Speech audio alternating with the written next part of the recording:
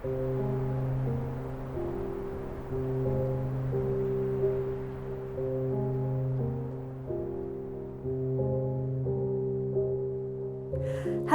I'm Charlotte Wood. I am here on the Monero in the freezing cold, saying hi to you and hoping that you like my new novel, Yard Devotional, and I really hope that I get to meet some of you on my tour.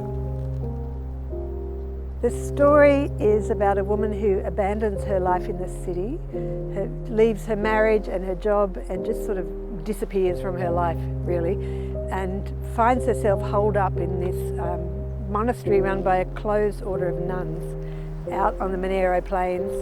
And she doesn't believe in God. She doesn't know what prayer is.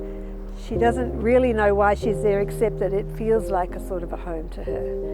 And while she's there, 3 visitations come to the place in the form of, first, a mouse plague. And the second one is the return of some bones of a sister who lived there at one point and went overseas and was murdered, but her bones have finally been found and they're being returned back to the place to be buried.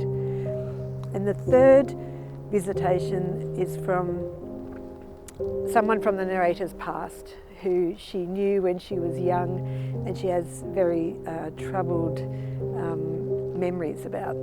So those things all come together, and there's a kind of, I guess, a reckoning with various elements of the narrator's past. And in that time she asks a whole bunch of questions of herself about what it means to be a good person, what forgiveness is, and who gets to forgive, and who gets to say they don't forgive. One of the things my narrator is sort of wrestling with is the loss of hope a moral failing, and once you lose hope, can you get it back? She's also thinking about her own losses, particularly of her parents when she was quite young, and especially of her mother, and realising that the grief that she's been carrying for a long time